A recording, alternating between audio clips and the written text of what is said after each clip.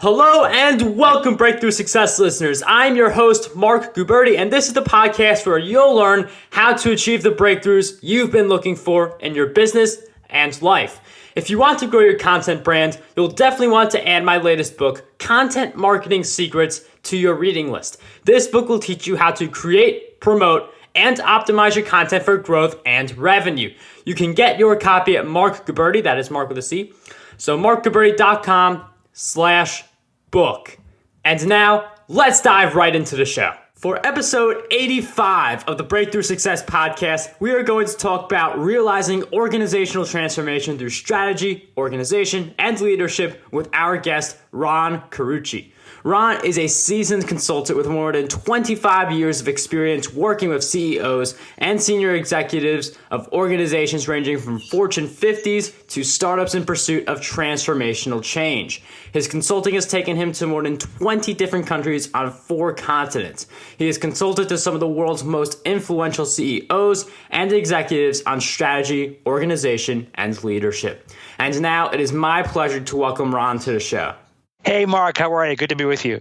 Ron, it is a pleasure to have you on the Breakthrough Success podcast. And before we go deep into organizational transformation, I'd love to get some backstory. So why did you first become a consultant?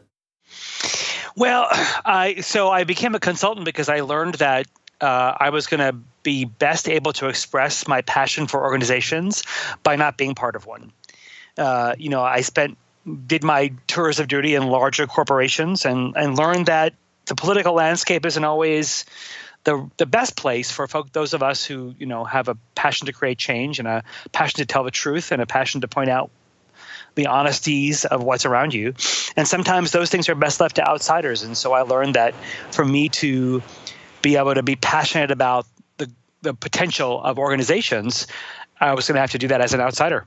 Thank you for sharing us why you got started as a consultant, and it is easier to make changes when you're speaking from an outsider perspective, able to look inward and have a total honest outlook. But another part of major change is having a full-fledged effort. And I'm wondering, how can we find that full-fledged effort within ourselves so we're able to make major changes within our brands?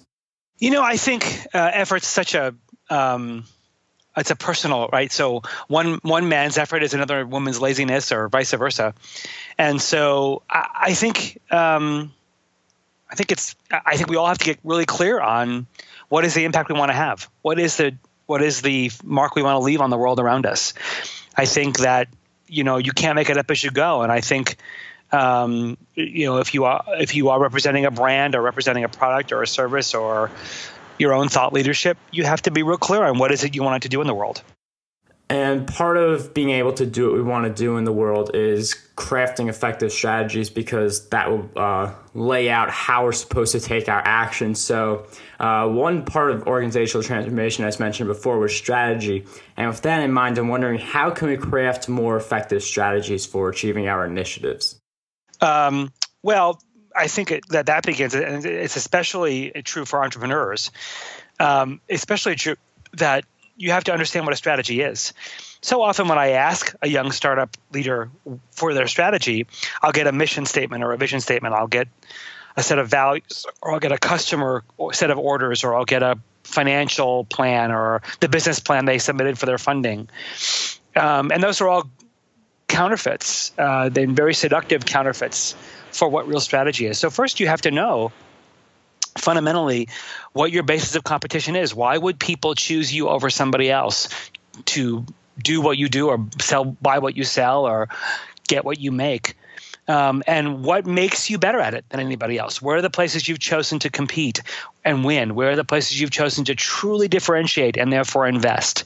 Until you can answer those questions, and really clarify your marketplace identity about who you will be. And more importantly, what's even harder for startup folks is what you won't be. Who will you say no to? Until you can tell me what you're saying no to, you don't really have a strategy. So the first and foremost, you have to actually know what a strategy is, and then actually do the hard work to create one. Do the hard work to narrow your focus. Say no to even good ideas, so that you actually have chosen your swim lane well, and you know what it takes to stick with it. Ron, thanks for sharing those insights on how we can craft more effective strategies. And as we're continuing to create more strategies and planning them out on paper, for a lot of people, it seems like you could create this plan on paper, but some of these plans, they end up in the junk drawer, unimplemented. So how can we avoid that cycle and make sure we are implementing the strategies that we're crafting instead of them just ending up unimplemented and in some pile of papers? Yeah, it's a great question. Well, first of all, the most unimplemented strategies are ones that were created by somebody else. Too often, leaders, have some experts come in and come up with brilliant answers, but they're unimplementable, and largely because they weren't created by the people who have to live with them. So the first answer is you have to build. No one has the answer to your future but you. But secondly, yes, the harder work is implementation. The harder work is standing up. And the first question you have to ask yourself, is your organization built to implement your strategy? An organization is nothing more than an expression of a strategy. So if you tell me what your strategy is, if you tell me you're going to really compete on innovation, but you have your R&D and marketing resources 3 levels from you, you're not telling me that those are your most important capabilities. If you tell me you're going to compete on service, and yet you've relegated service functions to deep within the organization and you haven't invested the money in your best talent there, then you're not really telling me that's your priority. So your organization has to reflect the strategy. And often when a strategy gets built, the organization isn't built at the same time. So doing the hard work to reconstruct and rebuild your organization, not the org chart, but the actual organization, your processes, structures, your culture, your people, your governance, and integrate those things as a very direct expression of the strategy you've built is the next level of hard work. And too many leaders they like people who look like they've had way too much cosmetic surgery. They do a nip here and a tuck there, and then their organizations look terrible and are more confused. Or they confuse announcing a strategy with implementing it. They think if they just do broad levels of communication to people or send out memos or do inspiring videos, that somehow people are just by osmosis going to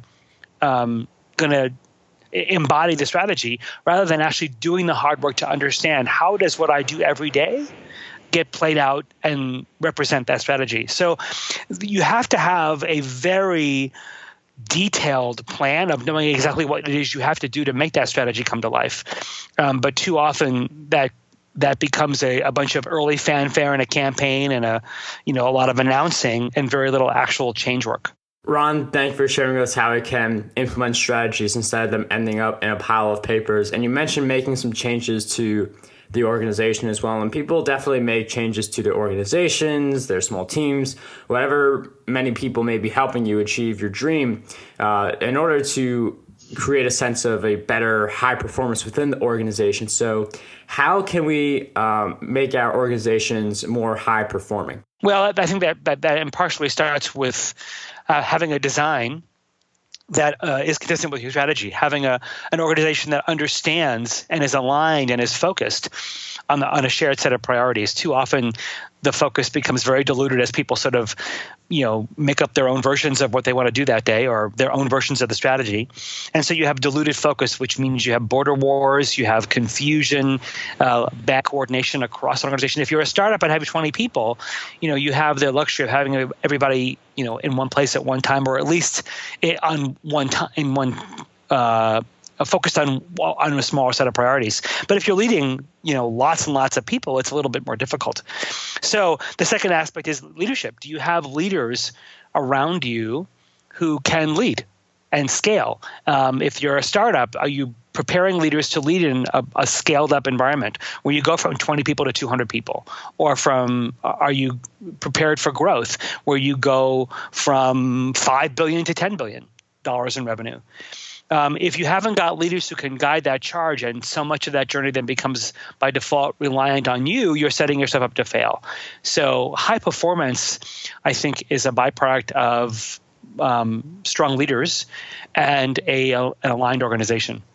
Leadership is definitely very important for maintaining that high-performing organization and getting it to reach that level. But leaders, some of them aren't naturally born, others are. But when we have people in our organization who we see as leaders or potential leaders, we want to make sure that they're doing their job of leading people in the organization. So how can we inspire others to become better leaders? Well, I think, Mark, most people actually want to do a good job leading, but making them watch YouTube videos or doing cheesy workshops isn't going to help. You don't learn leadership by talking about it. You learn it by doing it. And so making the needed investments in building leadership capability and giving people opportunities to lead and giving them assignments that allow them to stretch and use their voice and solve hard problems that are important to the organization, giving people chances to lead. And then underneath that, giving them the tools and the concepts to understand what effective leadership looks like. The more you separate them from their context and put them in, classrooms for, hours or days at a time and give them theories and models of leadership and then ask them to, migrate back to the real world and translate that, that you're asking a lot. And that's why so much leadership training and leadership, theory work gets wasted because it's too difficult to translate in the real world. You're much better off bringing the material of leadership to the context in which they're leading and providing that guidance in real time so that their leadership improves immediately. And to be more direct with leadership, how can we ourselves become better leaders so that we're able to guide our teams and ourselves towards higher performance? Well, I think you have to start with feedback, right? So we are not capable of understanding our own reality or our impact on others. So if you haven't got good, honest feedback from those around you, your direct reports, your peers, those who are your bosses, if you haven't got an honest assessment about how others see you as a leader, that you need that immediately, because otherwise it's like a pilot flying without radar. So the first thing is get feedback. Then understand, where are there places in my leadership that I'm really good, that I'm actually uniquely strong, that maybe I didn't know about, and how can I leverage those strengths even more? And then where are there places where I've got some flat sides or even some liabilities that are causing others to be less successful or causing others to be unable to contribute the way that they need to? What do I have to do? Where are those gaps, and how do I have to close them? And then set about the work of closing them. I think every executive, the more senior you are in an organization, the more every leader needs to have an executive coach, a trained, qualified executive coach, a therapist to understand their own pathologies, a personal trainer, and a nutritionist. So they're taking care of their mind, their heart, their body, and prepared. Leadership, especially at the highest levels, is a high wire act with no net. It's a very, very difficult and risky assignment, and every leader needs to do the work to prepare them. No marathon runner would ever go into it without training and having help by professional people. No, top performing sports star, at the top of their game, doesn't have teams of coaches. So why would leaders leading at the apex of organizations not be as prepared? So get feedback, get a plan, and get help. I really love the sports reference because we could see how the top sports athletes still have coaches and they're not doing it alone. And that definitely connects with leaders, how leaders continuously need to hone in on their skill and get help from outside sources as they lead. And one of the things that I love asking people on the show is, what do you believe holds most people back from reaching their full potential? Fear. I think we spend my mentor, who taught at Fordham University, where you are, for 40 years, she taught me early on in our relationship that nothing is irrevocable except death. And we get do-overs. And so if we would impose less constraints on ourselves and worry less about what others might think or pleasing other people, and take some chances, take some risks, not stupid ones, but at least, step beyond our own self-imposed limits, we would get further faster. But too often our own fear gets in the way. And how would you recommend not letting fear get in the way? Well, have others with you, right? Don't be isolated. Have the encouragement, have the help, have the insight of a community or a team with you. Even if what you have to do is, on your own, don't go alone. Don't ever be isolated. That's a dangerous and vulnerable place. And secondly, Take small. I mean, get in touch with why you're afraid. The fears are not random things. And so whatever that narrative in your head that's telling you, if you do this, this will be a disaster, or here's what people are going to think, or here's what's going to happen, usually those narratives aren't accurate. They're exploited. They're amplified. And so we have to lean into those fears and understand what are their origins? How did I learn that? And then construct very carefully planned out moves to increase our risk tolerance or increase our ambiguity tolerance, and just try. Too often we get paralyzed and don't take any action at all. Just get moving. Ron, thank you for sharing with us how we can conquer some of the fears that stand in our way. And fear is definitely part of the journey. Challenges are another part of the journey. And another question that I love asking guests is, for a big challenge that you faced in your journey and a powerful lesson you learned during that challenge. Yeah, so about 2 years ago, I hired a coach. I was not achieving the results that I wanted as a thought leader, as an influencer. My career was great, my firm was doing fine, but I wasn't achieving the results I wanted, and I didn't understand why, and I was discouraged. Like anybody who faces a persistent obstacle that they feel like they've done everything they can do to get past, but don't feel like they've made the progress they wanted, you can get discouraged. And so I asked for help. I found somebody with credible expertise to join me to see what it was I was doing or not doing that wasn't getting me to where I wanted to be. And that proved to be an extraordinary choice. And 2 years later, the results, while still not perfect and where I want them to be, are far, far, far further along than they ever could have been, and so far away from what I would have ever known to do on my own. So, accept that you're stuck. Don't try and deny it, and ask for help. I really love those insights because there are definitely people who have gone further along the journey than we have. And it's the same journey that we're on. So getting that help from a coach can really make a big difference. And another place I like to go to find help are different business books. And with that in mind, Ron, I'm wondering if you could share with us 3 great books that would help us grow our businesses. Well, of course, I'm going to start with one of mine. I hope your readers will want to go read my latest book called Rising to Power. It's a 10-year longitudinal study of what set apart successful leaders from ones that failed.